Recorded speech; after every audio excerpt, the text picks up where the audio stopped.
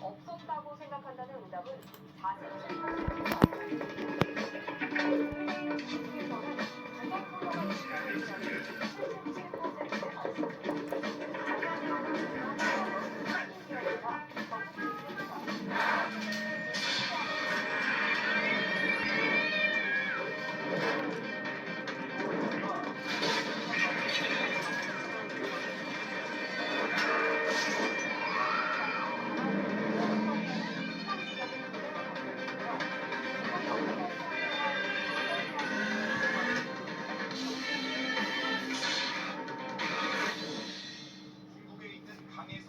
다시 한번 보겠습니다.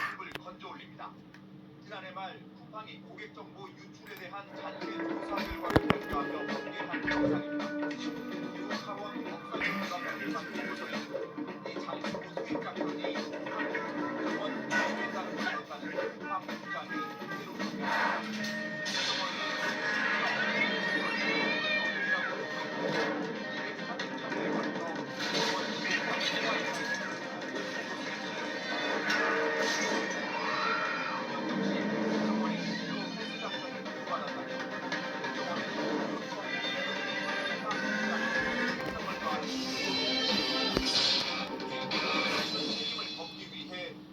비밀 작전을 벌였다는 한국 정부의 비판이 8천이 보여줬습니다.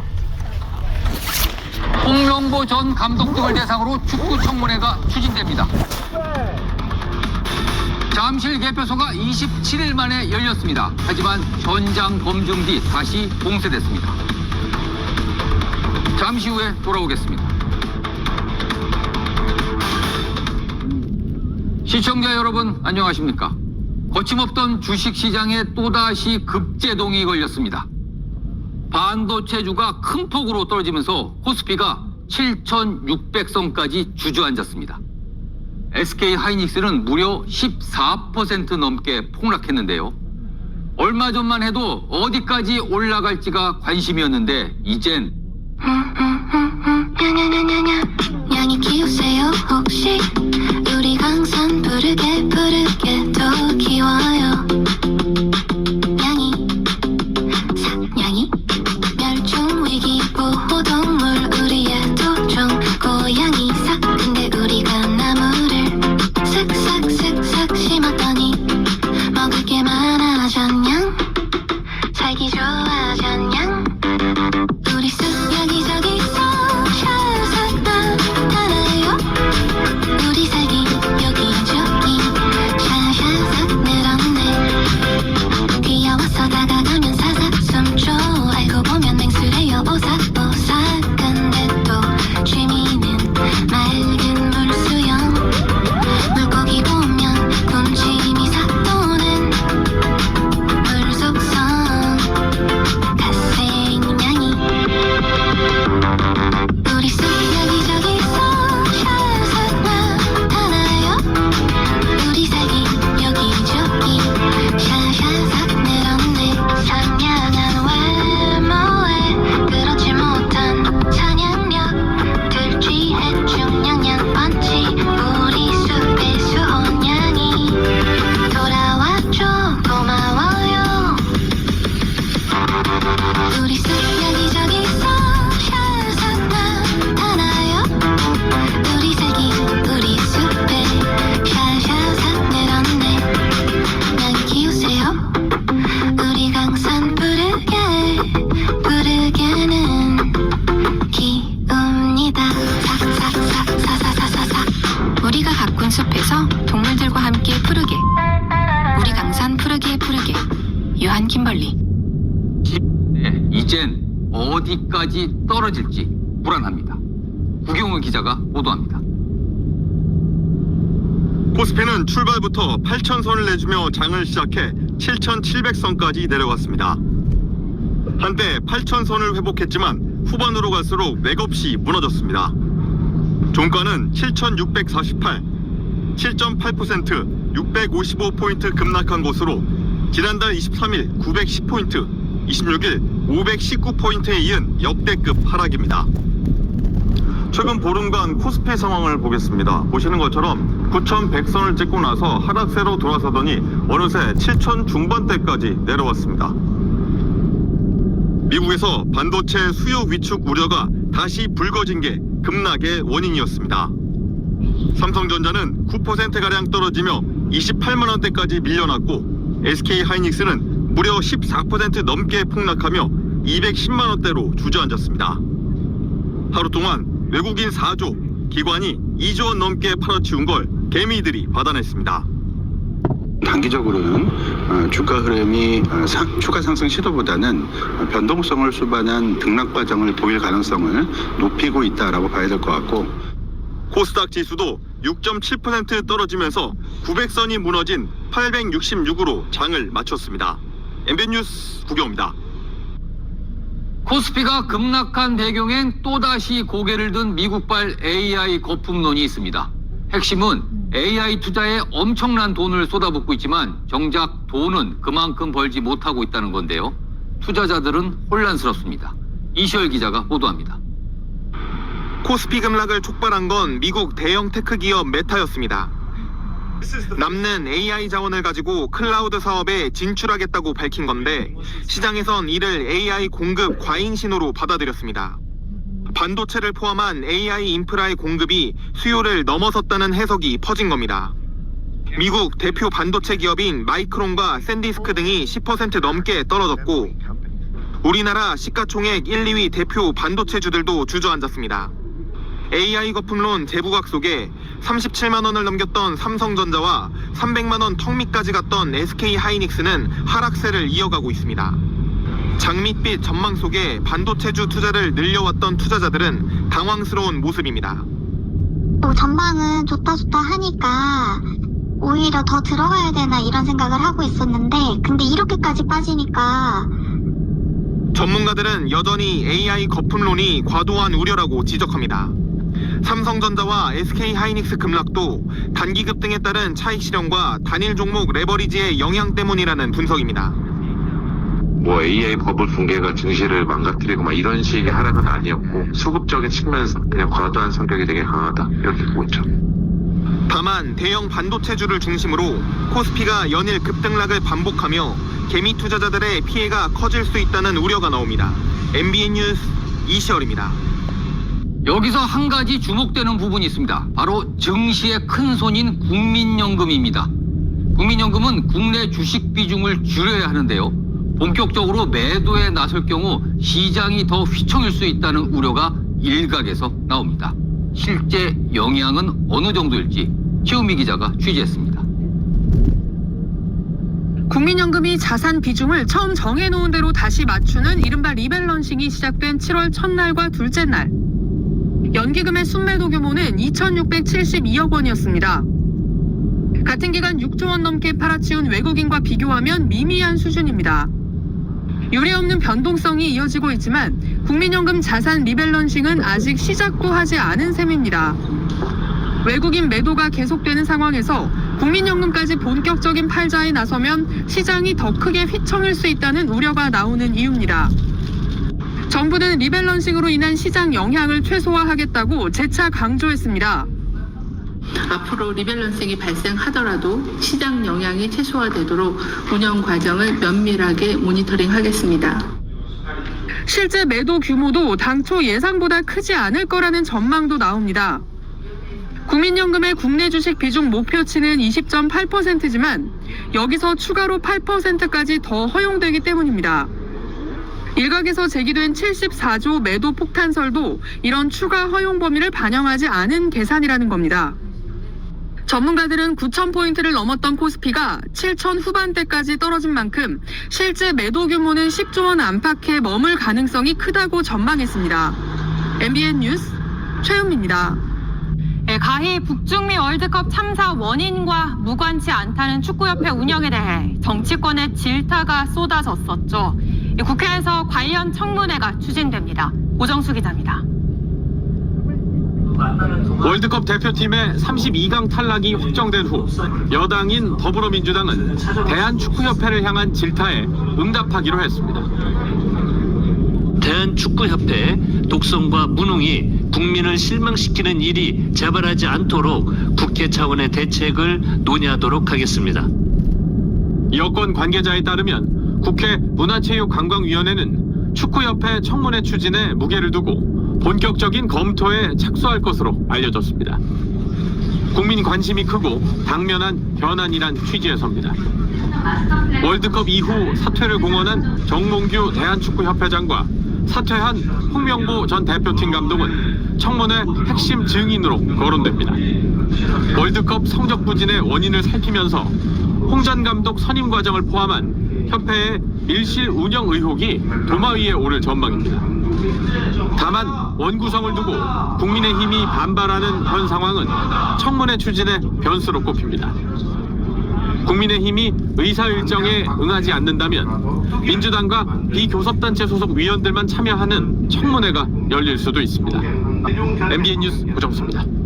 네, 수사도 본격화될 전망입니다. 한 시민단체가 월드컵 부진의 책임을 묻겠다며 홍명보 전 감독과 정몽규 대한축구협회장 등을 경찰에 고발했습니다. 이미 2년 전에 고발된 감독 선임 과정에 문제가 있었다는 의혹에 대해선 일선서가 아닌 서울경찰청이 직접 수사합니다. 최희지 기자입니다. 홍명보 전 축구대표팀 감독이 어두운 얼굴로 입국장에 들어섭니다. 홍 전 감독의 모습에 시민들의 욕설이 이어집니다.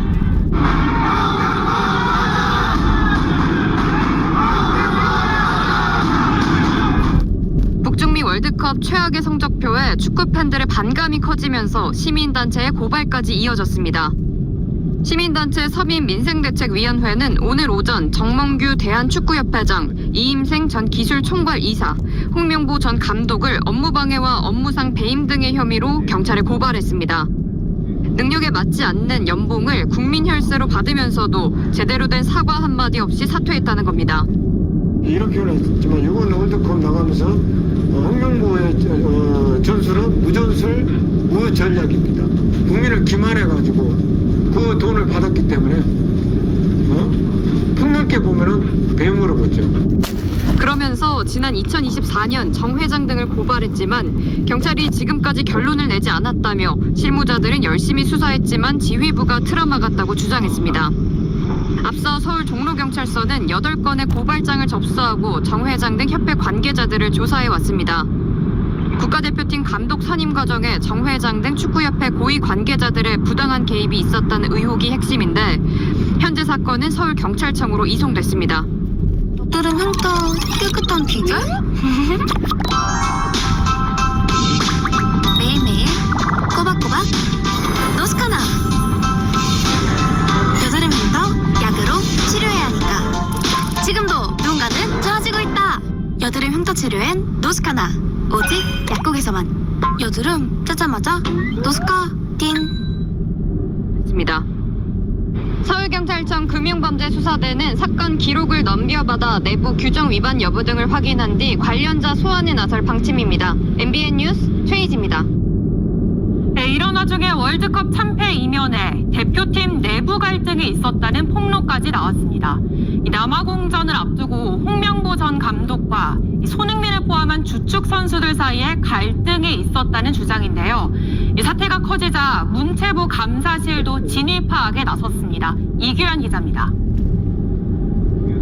존중, 대화, 책임과 헌신, 이 세 가지 정신이 제대로 심어질 수 있는 대표팀을 만들어낼 것입니다. 생각보다는 더 빠르게 원팀이 되어 있다고 생각하고 있습니다. 취임 후 줄곧 원팀을 강조했던 홍명보 전 감독의 호언장담과 달리 이번 월드컵에서 선수단에 불협화음이 있었다는 폭로가 나왔습니다. 국민의힘 진종호 의원실에 접수된 제보에 따르면 내분의 시작은 지난달 19일 멕시코전 패배 이후였습니다. 기자단의 사적 대화 유출로 비롯된 인터뷰 보이콧을 계속 이어가자는 손흥민, 이재성과 이에 반대하는 일부 선수들의 의견이 충돌했다는 겁니다. 여기에 홍 전 감독이 먼저 선수들에게 보이콧 해제를 지시했다는 의혹도 제기되면서 논란은 감독과 고참 선수들과의 불화설로 번졌습니다. 실제로 현장 관계자에 따르면 인터뷰 보이콧 문제로 선수단에서 고성이 오간 것으로 전해졌습니다. 하지만 홍명보 전 감독은 인터뷰 보이콧 해제를 지시한 적이 없다고 부인한 것으로 알려졌습니다. 멕시코전 직후 선수들이 자체적으로 대화를 나누고 있자 어서 숙소로 돌아가자고 얘기한 것이 전부였다는 겁니다. 파장이 걷잡을 수 없이 커지자 문체부도 진위 파악에 나섰습니다. 문체부 감사실은 축구협회에 대한 특별감사를 요구하는 민원이 접수됐다면서도 이 건이 감사 대상에 해당하는지는 내부적으로 검토하고 있다고 밝혔습니다. 선수단 장악에 실패한 감독 아래 팀 내 불화설까지 밖으로 새어나오면서 한국 축구가 또 한 번 깊은 수렁으로 빠져들고 있습니다. MBN 뉴스 이규현입니다. 월드컵 이후 사퇴하겠다던 이 정몽규 대한축구협회장은 언제 사퇴할지 정확한 시점조차 잡지 못하면서 차기 회장 논의도 안개 속에 빠졌습니다. 회장 직선제 전환 문제로 이러지도 저러지도 못하고 있는데 그 사이 축구협회 행정은 마비되고 있습니다. 권용범 기자입니다. 그간 불거졌던 감독 선임 논란 등에 책임을 지겠다며 자진 사퇴를 예고했던 정몽규 대한축구협회장. 이 모든 것은 다 제 부덕의 소치라고 생각합니다. 저는 이번 월드컵이 끝난 뒤 축구협회장에서 물러나고자 합니다. 월드컵에서 좋은 성적을 내고 명예롭게 퇴진하려고 배수의 진을 쳤지만 조별리그 탈락이란 최악의 결과와 함께 오히려 더 궁지에 몰렸습니다. 축구협회 개혁을 위해 정 회장이 당장 사퇴해야 한다는 압박이 거센 가운데 정 회장은 월드컵 폐막일인 오는 20일 이후 물러나기로 정했습니다. 하지만 더 늦어질 수 있다는 전망도 나옵니다.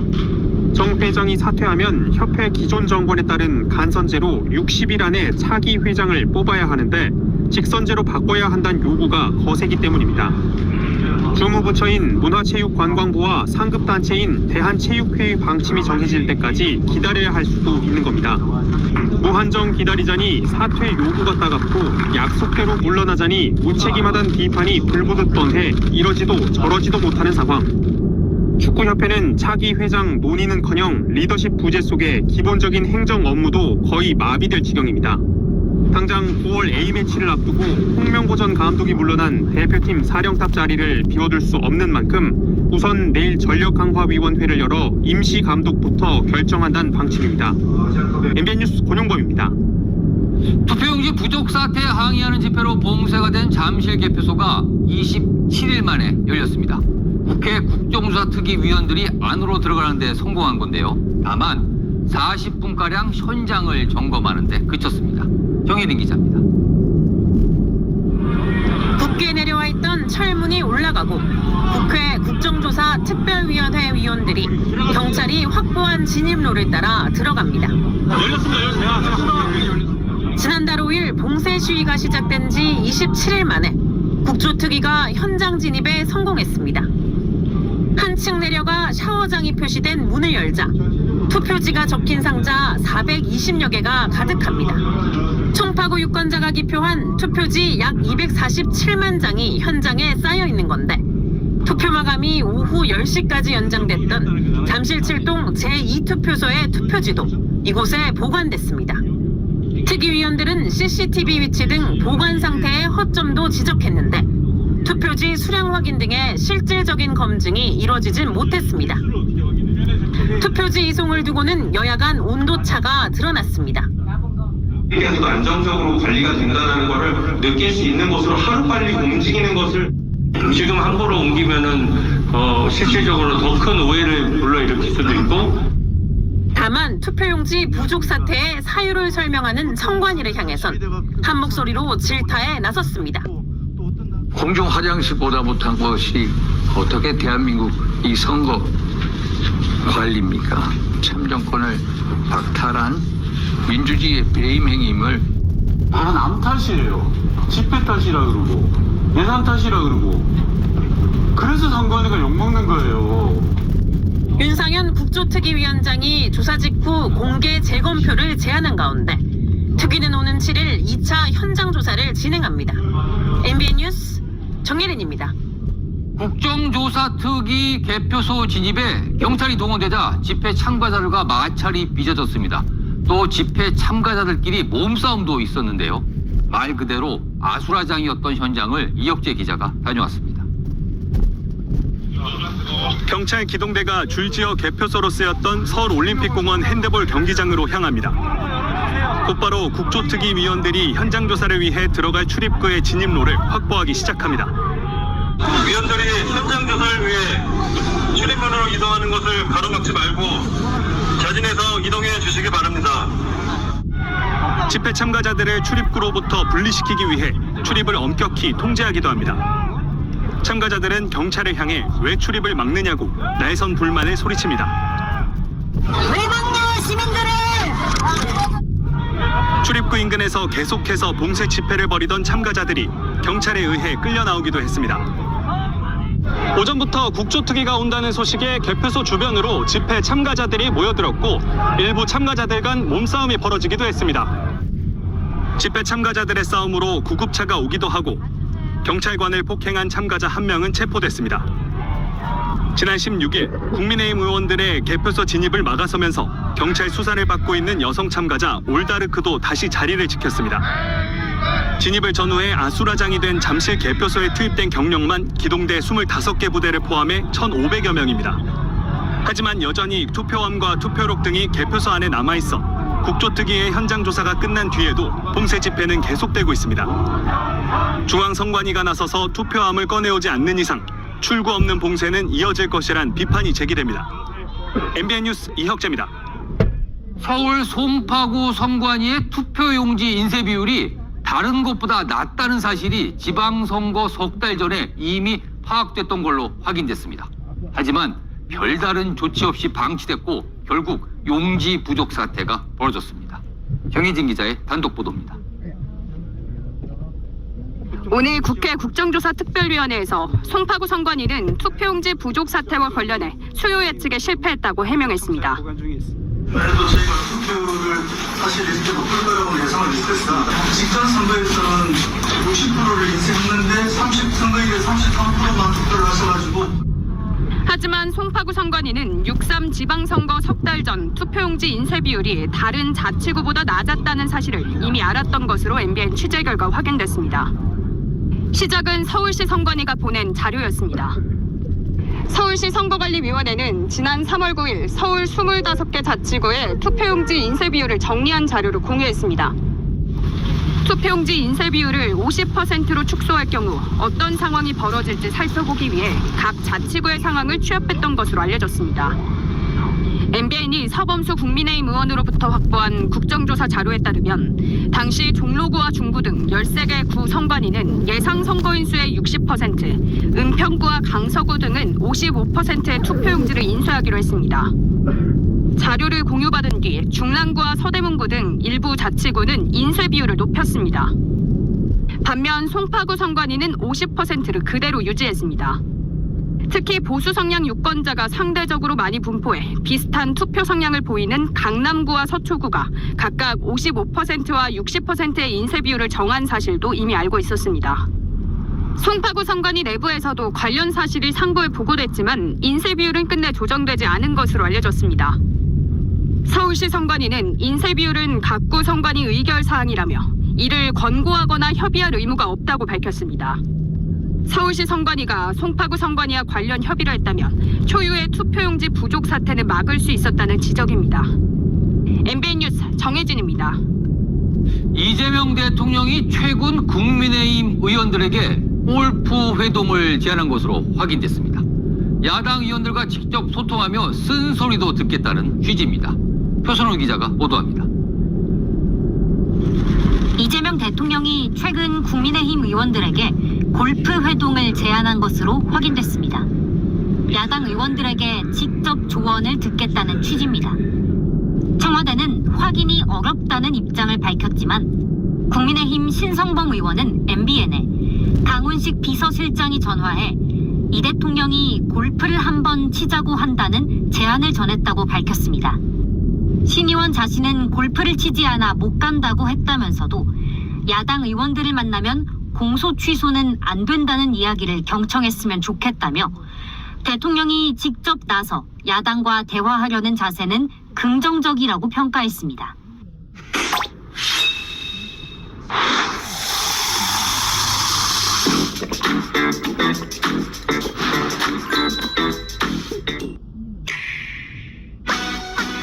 이때의 몸을 맡기고 리듬감 업! 이런 리듬이나 이런 리듬도 조작은 간단합니다. 음악의 리듬에 맞춰 버튼을 누르면 끝! 리듬 전국 미라클 스타트! 있습니다. 다른 야당 영남권 중진 의원에게도 제안이 있었던 것으로 알려진 가운데 아직 성사 사례는 확인되지 않았습니다. 이번 골프 제안은 이 대통령이 그동안 강조해온 외연 확장 행보로 해석됩니다. 문재인 전 대통령과 여당 원내 지도부 등 여권을 넘어 야당과도 소통 확대에 나선 겁니다. 집권 2기 국정 성과를 내기 위해선 야당의 협조도 필수적이라는 판단 때문으로 보입니다. 내부의 단합은 매우 중요하다. 끊임없이 외연을 확장하고 그래서 저는 이제 구조적 다수를 만들기 위해서 노력해야 되고 또 거기서 끊임없이 성과를 내야 그게 뒷받침되는 거죠. 이 대통령이 식사 정치를 넘어 골프 정치까지 모색하며 협치에 나서는 노력이 어떤 결실을 맺을지 주목됩니다. MBN 뉴스 표선우입니다. 골프 회동 제안, 국회 출입하는 김지영 기자와 뉴스 추적해보겠습니다. 자, 김 기자. 골프 회동 제안 대상을 보면요, 신성범 의원도 그렇고 국민의힘 영남 중진 의원들이에요. 이거는 어찌 봐야 하나요? 네, 근데 알려진 것만 영남권이고요. 실제로 영남권 중진 4개만 난남을 제안했다고 단정하기는 어렵습니다. 국민의힘 의석 110석 가운데 영남권이 65석으로 절반 이상이죠. 당의 핵심 지역 중진에게 대화 제안은 자연스럽다고 볼 수 있습니다. 또 최근 호남 반도체 투자로 영남권 의원들의 반발이 거셌던 점을 염두에 둔 것 아니냐는 해석도 나옵니다. 그런데 이재명 대통령의 제안에 대한 국민의힘의 반응은 왠지 시큰둥한 것 같아요.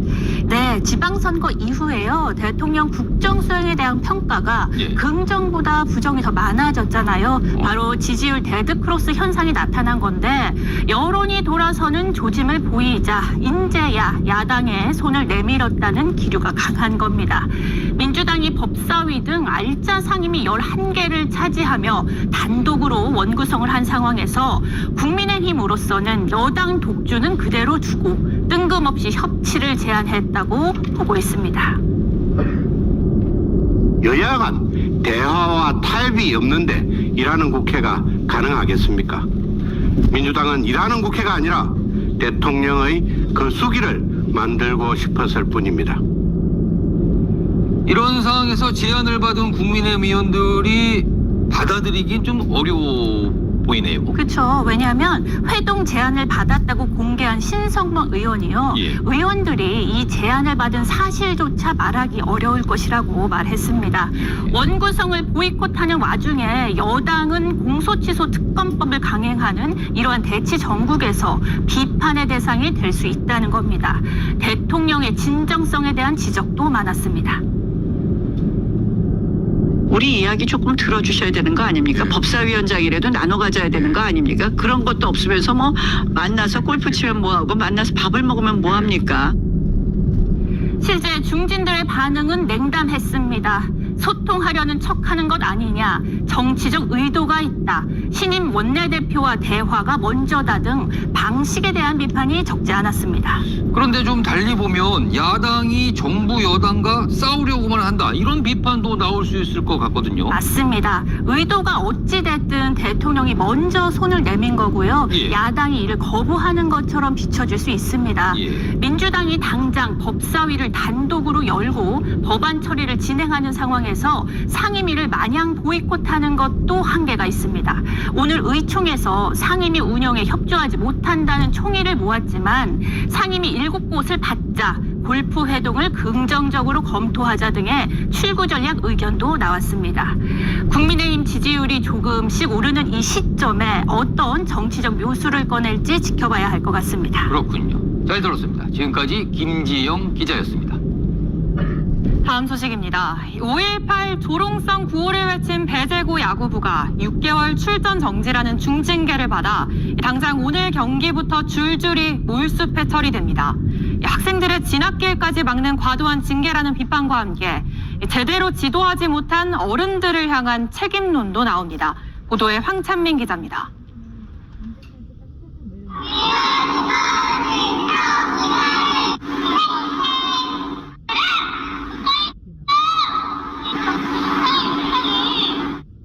지역 비하와 조롱구호로 무리를 빚은 배제고 야구부에 대해 대한야구소프트볼협회가 내린 제재는 전국대회 6개월 출전 정지, 예상 밖의 중징계입니다.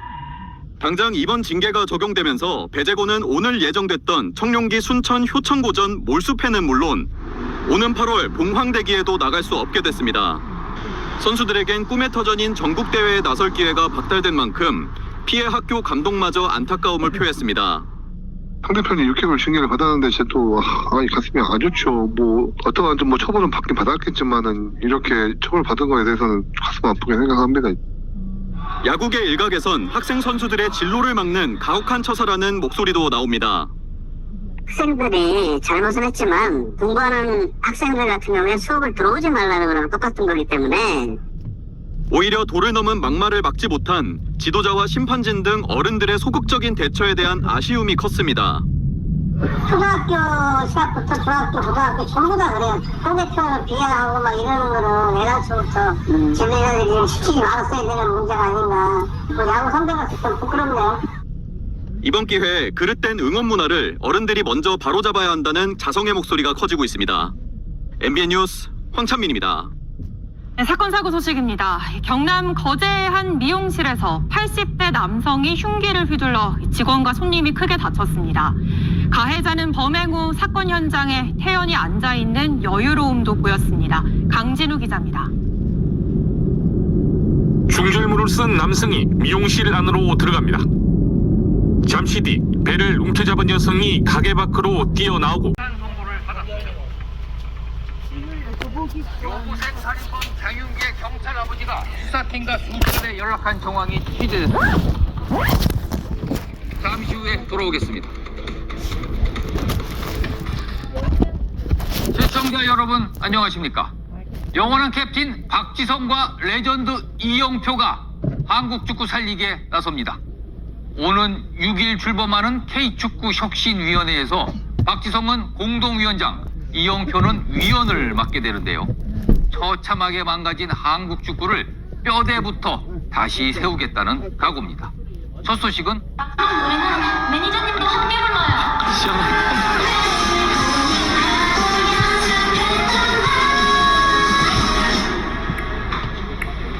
가사 몰라?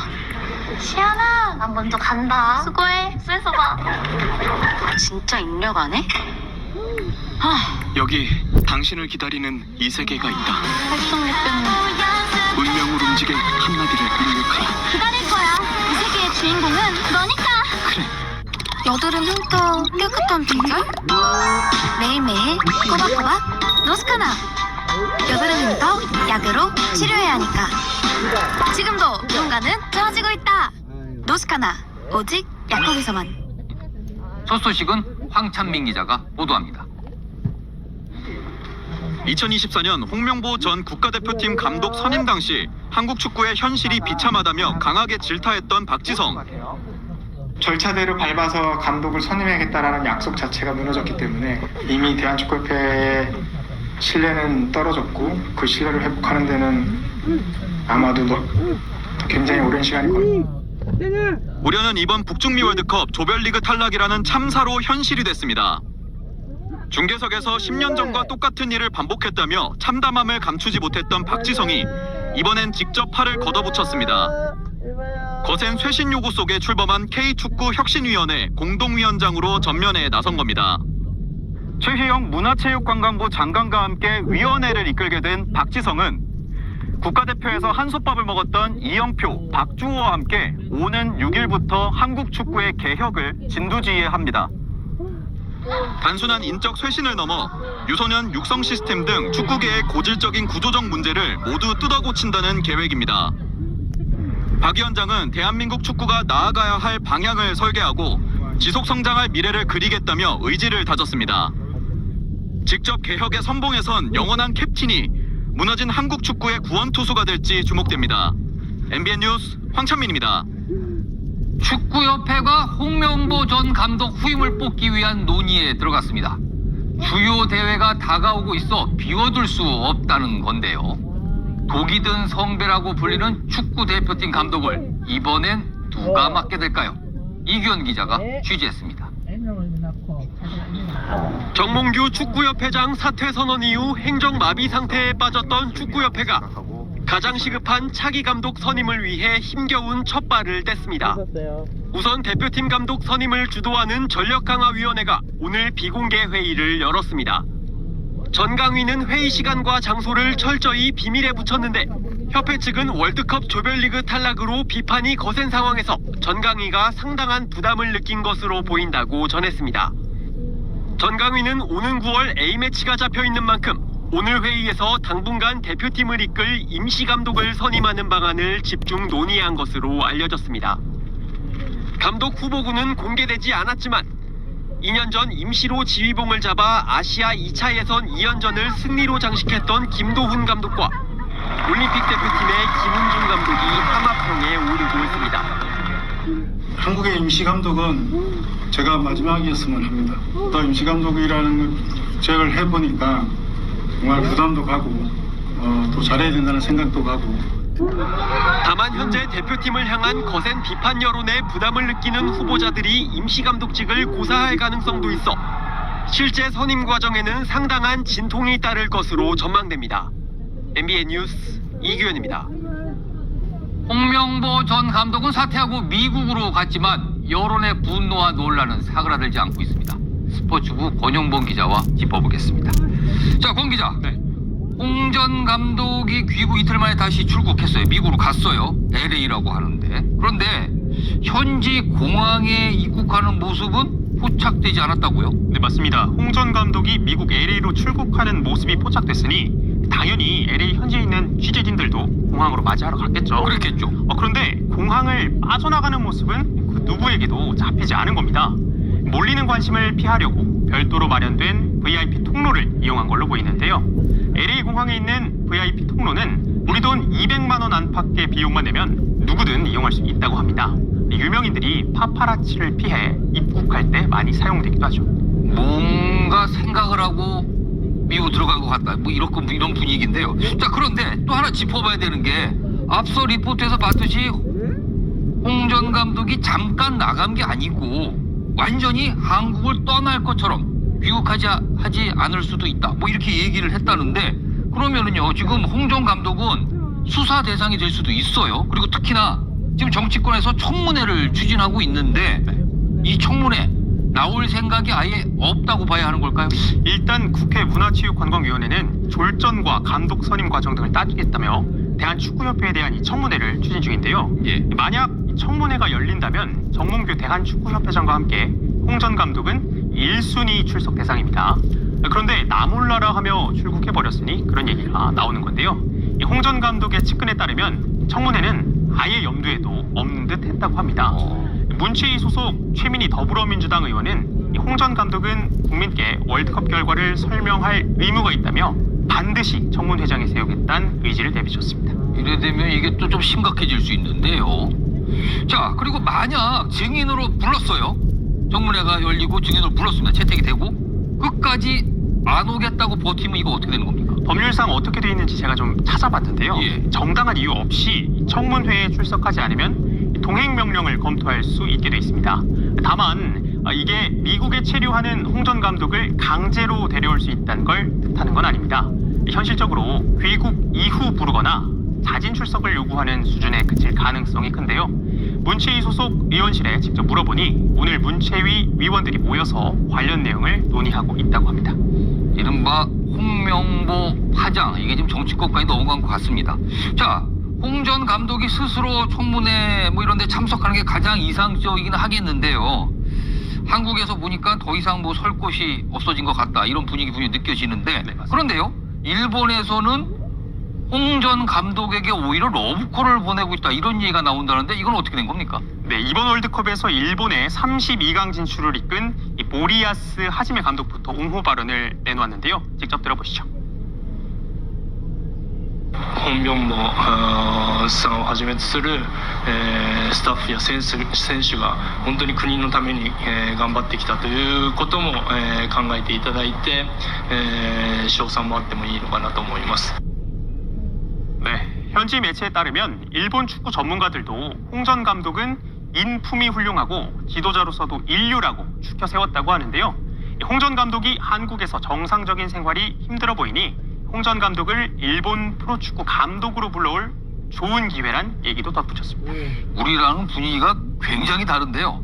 일본에서 여론이 이렇게까지 다른 이유 이거 어떻게 봐야 되는 겁니까? 이유가 뭡니까? 홍 전 감독이 선수 시절 일본에서 보여줬던 활약 때문인데요. J리그 휴난 벨마레와 가시와 레이솔에서 주전 수비수로 활약하며 현지 팬들에게 많은 사랑을 받았고요. 가시와에선 리더십을 인정받아 주장까지 맡았을 정도였거든요. 이제 한국에서 지도자 생활을 이어가는 건 현재로서 어려워진 상황에서 홍 전 감독이 일본 무대에서 재기를 노릴지 관심이 쏠립니다. 일본에서 재기할 수도 있다. 또 이런 얘기가 그래서 나오나 보는. 네, 알겠습니다. 잘 들었습니다. 지금까지 원용범 기자였습니다. 네, 대형마트 홈플러스가 결국 파산 수순을 밟게 됐습니다. 이 법원이 최소 운영자금 2천억 원을 마련하지 못했다며 회생 절차 폐지를 결정한 건데요. 이 새로운 인수자도 자금도 없는 상황에서는 청산하는 게 낫다고 본 겁니다. 박은채 기자입니다. 지난 1997년 영업을 시작한 대형마트 홈플러스가 30년 만에 파산 수순을 밟게 됐습니다.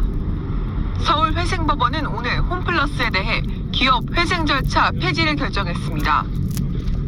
자금난에 시달리던 홈플러스는 지난해 3월 법원에 회생을 신청했고 지금까지 심리를 이어왔는데 재판부가 더 이상은 논의가 필요가 없다고 판단한 겁니다. 법원은 홈플러스가 제출한 회생 계획안을 지키려면 최소 2천억 원이 필요함에도 현재까지 조달되지 않았다며 계획이 수행될 가능성이 적다고 이유를 밝혔습니다.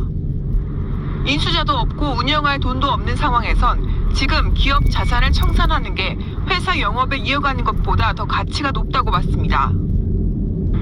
회생 폐지 결정에 대해 홈플러스 측은 14일 이내에 즉시 항고할 수 있습니다.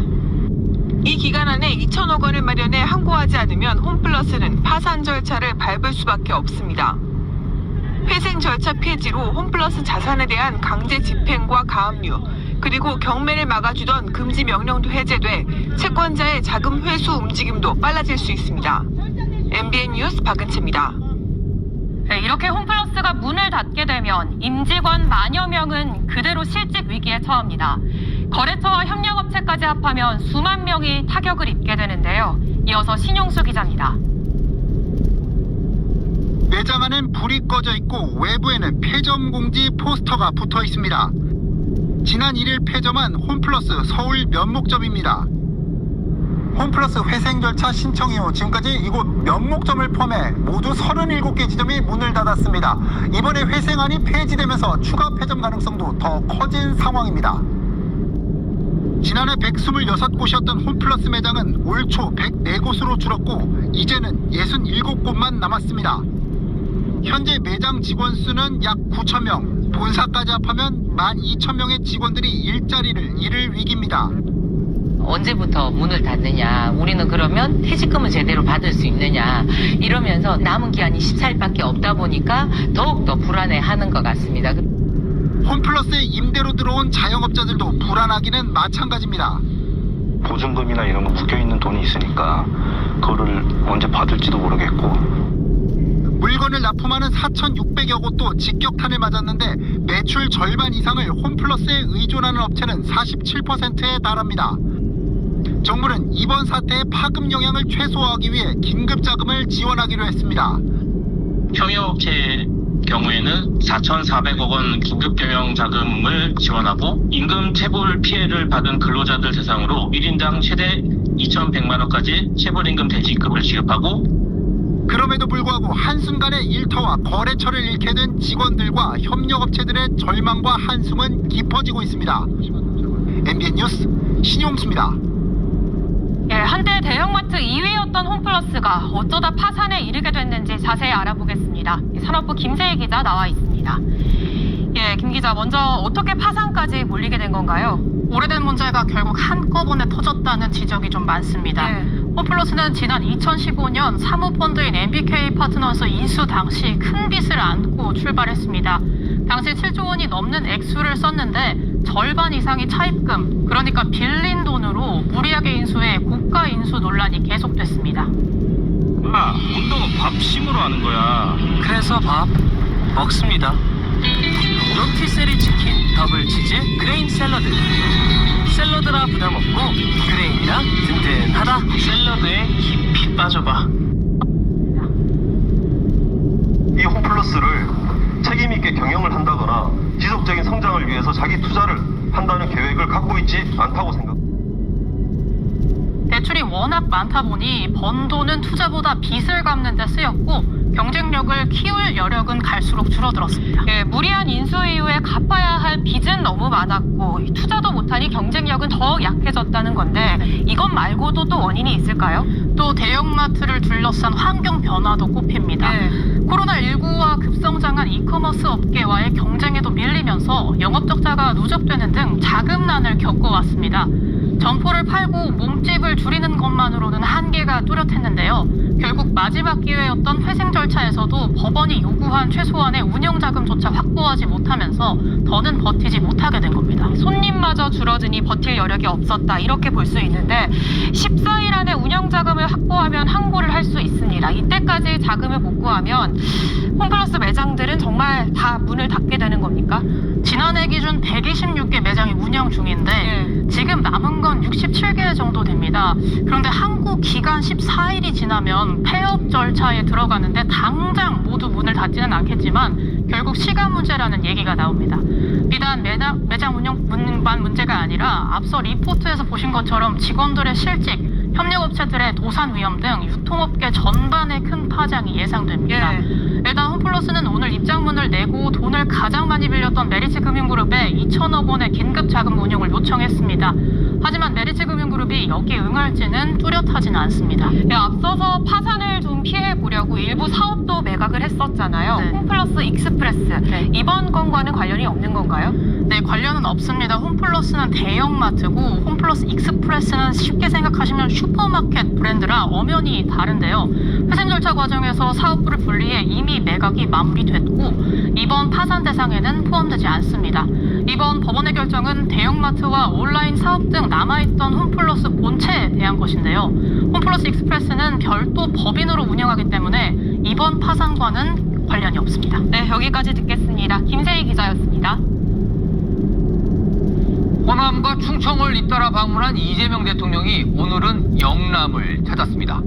영남은 산업화의 산실이라고 지켜세운 이 대통령은 특히 우주항공 산업벨트를 만들겠다고 강조했는데요. 총 312조 원 규모의 투자 계획도 공개됐습니다. 표선호 기자입니다. 3대 메가 프로젝트 후속 일정 세 번째로 이재명 대통령이 영남을 찾았습니다. 이 대통령은 영남은 대한민국 산업화의 산실이라 지켜세우며 첨단 산업 육성 의지를 밝혔습니다. 영남은 대한민국 산업의 산실입니다. 제조업 1위 거점이자 글로벌 첨단 제조업 거점으로 도약할 큰 잠재력을 가지고 있습니다. 영남의 탄탄한 제조업 기반 위에 우주항공과 AI 등을 더해 세계적 제조업 거점으로 키우겠다고 밝혔습니다. 정부 지원의 중심축으론 우주항공을 강조했습니다. 우주항공은 영남이 키워낼 대한민국의 새로운 먹거리 산업이 될 것입니다.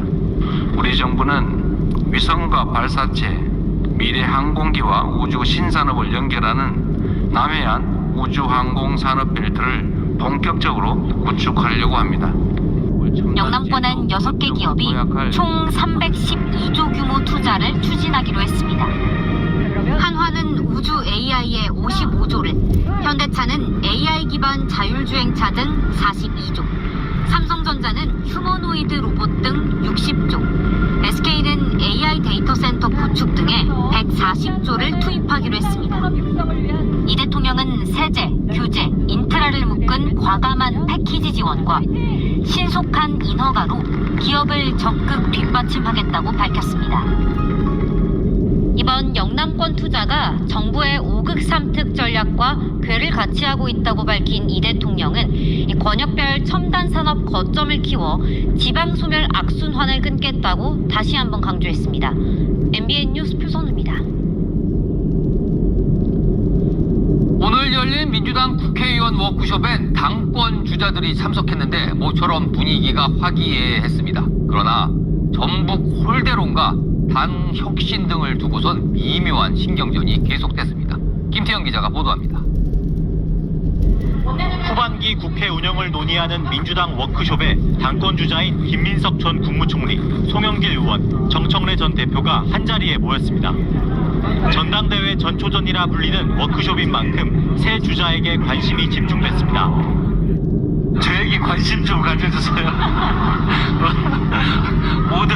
모두 카메라에 지금 이쪽에 집중이 되고 있습니다. 겉으론 화기애애했지만 메가 프로젝트를 두고 불거진 전북 홀대론을 두고 정 전 대표와 송 의원 사이엔 신경전이 오갔습니다. 된 것을 환영하고 자기도 더 잘할 생각을 해야지. 그거 보고 서운하다는 것은 수동적 자세다. 그런 상실감을 만회할 수 있도록, 치유할 수 있도록 노력하겠다라는 뜻이 어떻게 제가 그걸 부추긴 겁니까? 지방선거 결과에 이재명 대통령이 표정관리가 안 됐다고 언급한 김 전 총리도 당의 혁신이 필요하다며 정 전 대표를 겨냥했습니다. 가장 중요한 것은 민주당이 다시 이기는 민주당으로의 방향 정립을 해야 된다고 봅니다. 검찰 보안수사권 5월 처리 제안을 두고 김 전 총리와 정 전 대표가 진실 공방을 이어가는 등 신경전은 계속됐습니다.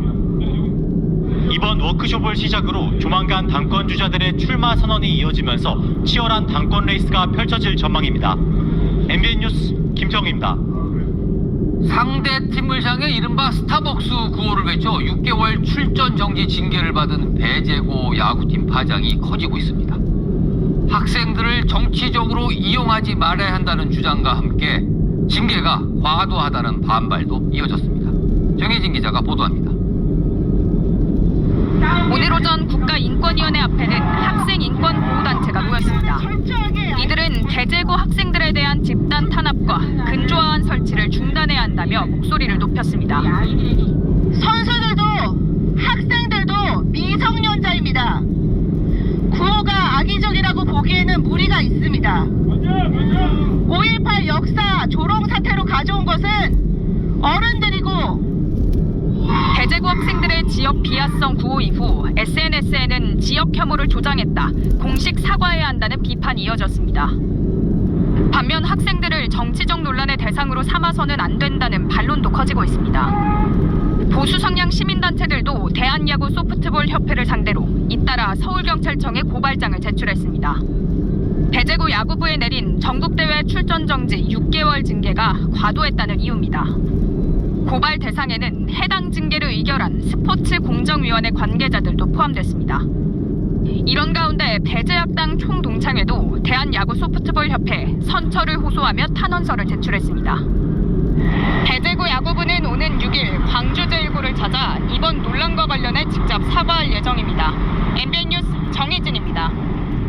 광주 여고생 살인범 장윤규의 아버지인 현직 경찰이 증거를 없앤 정황이 드러나며 파장이 커지고 있죠. 그런데 이 경찰 아버지가 수사팀과 여러 차례 통화했고 수사 상황을 공유한 정황이 담긴 핸드폰을 검찰이 확보했습니다.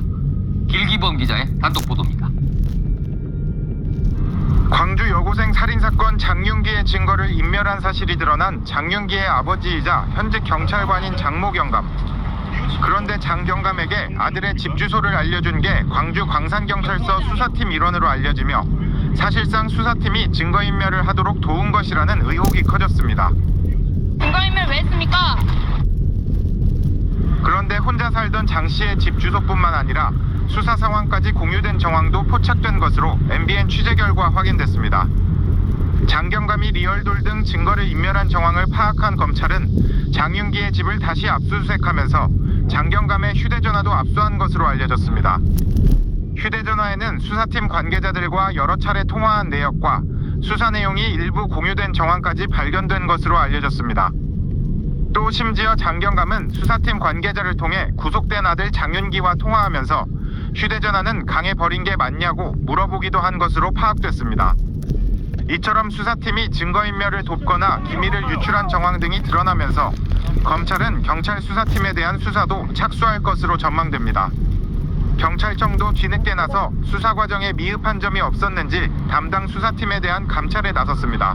MBN 뉴스 길기범입니다. 길에 쓰러진 시민이 있다는 신고를 받고 출동한 순찰차가 그 시민을 밟고 지나가는 사고가 발생했습니다. 어두운 골목이라 쓰러져 있던 여성을 미처 발견하지 못한 건데 이 여성 결국 숨졌습니다. 노승환 기자가 취재했습니다. 택시 한 대가 골목을 지나갑니다. 택시에서 내린 여성 승객은 제대로 걷지 못합니다. 10분 남짓 지난 뒤 여성이 걸어 들어간 골목 쪽으로 순찰차 2대가 나란히 올라갑니다. 하지만 어찌된 일인지 그 골목에서 여성은 크게 다쳤고 결국 숨졌습니다. 순찰차가 올라온 골목길입니다. 순찰차는 이 지점에서 좌회전을 했는데 쓰러져 있던 60대 여성을 발견하지 못하고 그대로 치웠습니다. 순찰차는 여성 한 명이 길에 쓰러져 있다는 신고를 받고 출동하던 참이었습니다. 골목이 어두웠던 탓에 쓰러져 있던 여성을 보지 못하고 순찰차로 밟고 지나가 버린 겁니다. 119 신고가 119가 와서 실어 갔는데 그 중간에 5시간이 지난 것 같더라고요. 순찰차는 임용된 지 얼마 안 된 20대 순경이 운전했고 조수석에는 경사가 함께 탄 것으로 확인됐습니다. 경찰은 순경을 과실치사 혐의로 입건해 정확한 사고 경위를 확인하고 있습니다. MBN 뉴스 노승만입니다. 오늘 낮 강남 한복판에서 차량 한 대가 건물로 돌진해 5명이 다쳤습니다. 70대 운전자는 가속 페달과 브레이크를 헷갈렸다고 경찰에 진술했습니다. 황지원 기자의 보도입니다.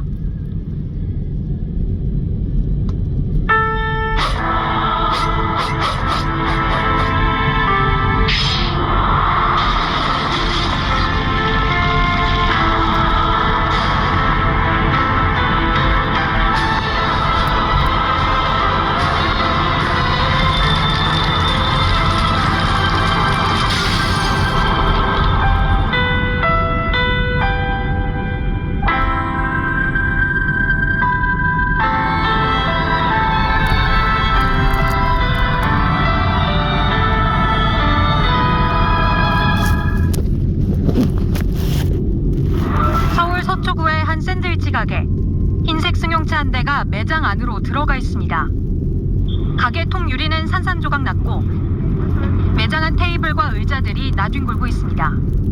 오늘 오후 1시 50분쯤 서울 서초구 논현역 인근에서 승용차 한 대가 가게로 돌진하는 사고가 났습니다. 틱틱틱틱하고 차 소리 나자마자 이제 여기서 사람들이 모이고 해당 차량은 가게 앞에서 후진을 하다 유리창을 그대로 들이받은 걸로 조사됐습니다. 이 사고로 가게 안에 있던 손님 한 명이 다리가 부러져 병원으로 옮겨졌고 4명이 경상을 입었습니다. 사고를 낸 70대 남성은 건물 주차 관리인으로 차량을 주차하려다 가속 페달과 브레이크 페달을 착각해 사고를 냈다고 주장했습니다. 경찰은 운전자에게 음주나 약물 운전 정황은 없는 걸로 보고 정확한 사고 경위를 조사할 예정입니다. MBN 뉴스 황지원입니다. 서울의 한 초등학교 수영장이 8개월째 문이 닫혀 사용할 수 없는 상태입니다. 수영장 운영을 맡았던 민간 업체가 철수하고 소송전을 벌이고 있기 때문인데 학생은 물론 수영장을 이용하던 어른들까지 줄줄이 피해를 입고 있습니다. 전민석 기자가 다녀왔습니다. 25m 길이 4개 레인 규모의 수영장이 불 꺼진 채 텅 비었습니다. 군데군데 녹이 슬었고 깨진 유리창도 보입니다. 국가 건물 안에서 다 단전된 상태입니다. 서울 전곡초등학교 수영장은 운영을 맡았던 민간업체가 나가고서 8개월째 방치돼 있습니다. 방치되어 있는 시간이 길어지다 보니까 시설의 상태도 점점 나빠지고 있는데요. 이쪽 남자 샤워실에 한번 들어가 보면 청소가 안 되다 보니까 푸른색 녹과 얼룩이 이렇게 가득한 걸 볼 수 있습니다. 피해는 고스란히 학생 몫입니다. 수영부 훈련이나 생존 수영 수업을 하려면 학교 밖으로 나가야 합니다. 이런 훈련 시간이 많이 부족하다 보니까 기록 줄이는 게 많이 더뎌요. 그러다 보니까 내가 잘할 수 있을까 저희 아이도 많이 불안해하고. 운영업체는 지난 2024년부터 수영장과 체육관을 운영해왔습니다. 계약 기간은 3년입니다. 그런데 지난해부터 학교에 내야 할 사용료와 공공요금이 밀리기 시작하더니 금세 5억 3천만 원까지 불어났습니다. 수도하고 전기, 이 공과금까지도 학교 예산으로 다 충당을 해왔던 상태입니다.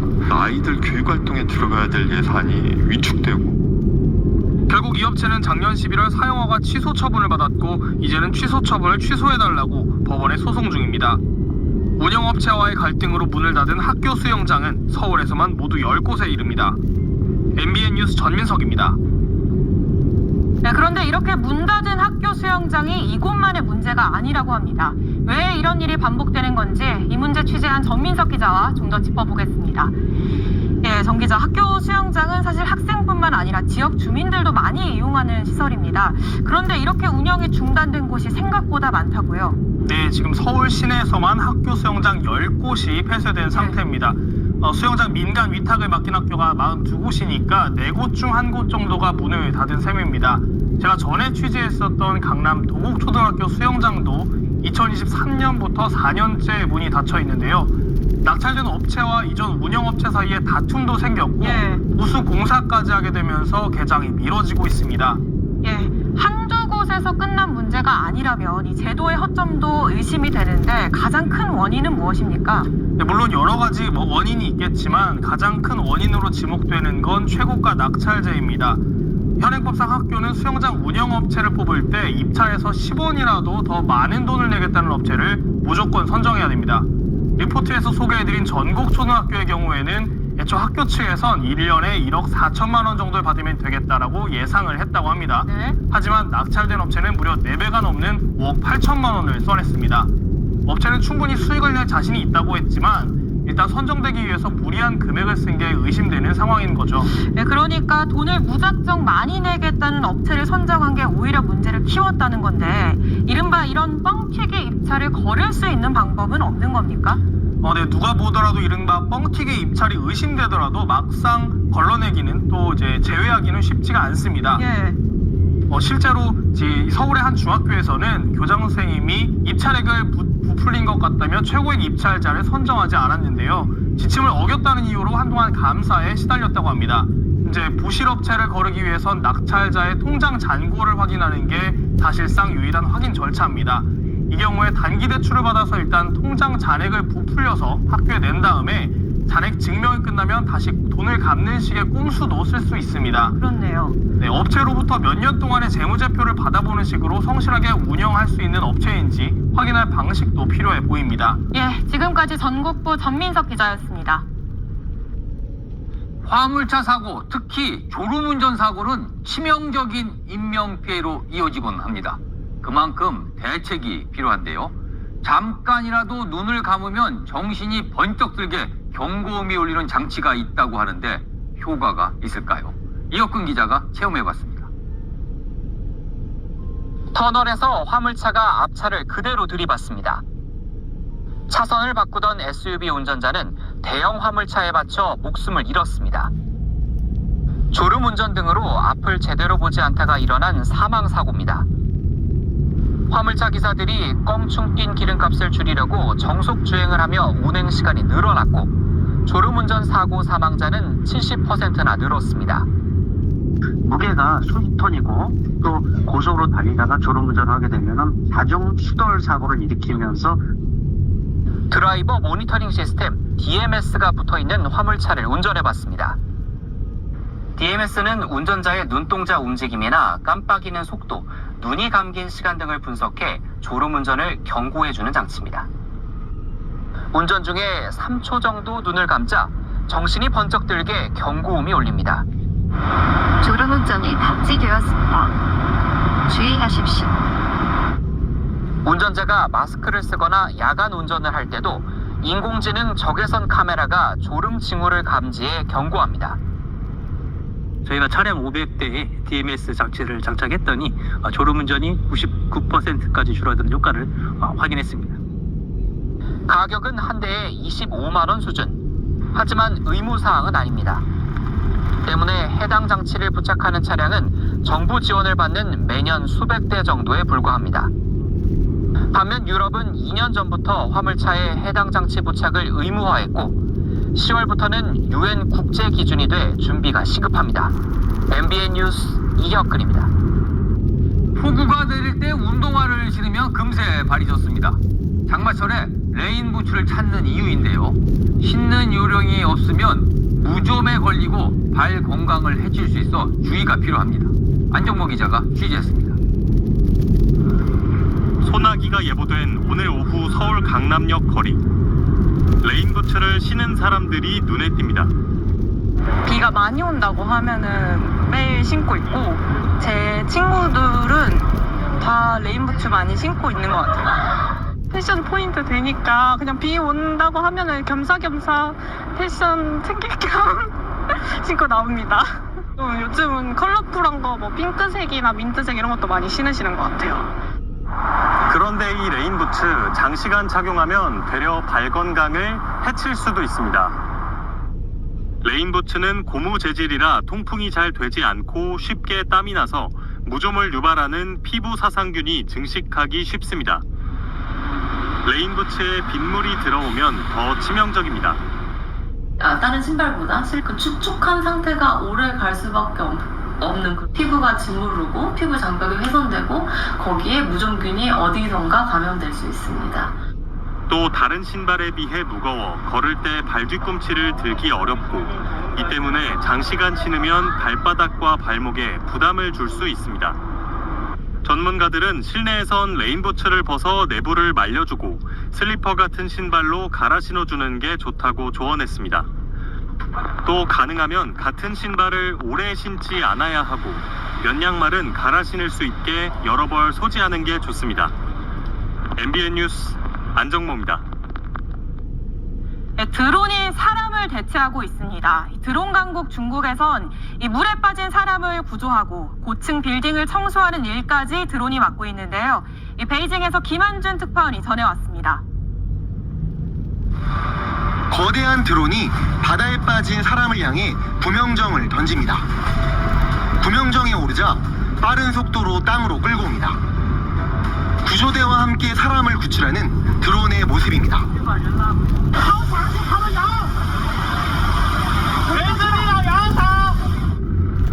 드론은 물 위에서뿐 아니라 불 속에서도 맹활약 중입니다.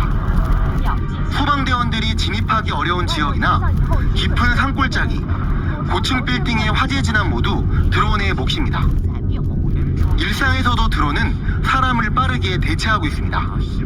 드론이 모종이 담긴 상자들을 차량이 갈 수 없는 경작지로 단번에 배달합니다. 드넓은 논밭이나 과수원에 물을 뿌리는 것도 드론입니다. 사람이 위태롭게 마천루의 유리벽을 닦던 모습도 이제는 과거 속 장면이 되는 분위기입니다. 它能在短时间内高效完成大面积幕墙清洗工作，减少人力成本，完全规避了高空作业的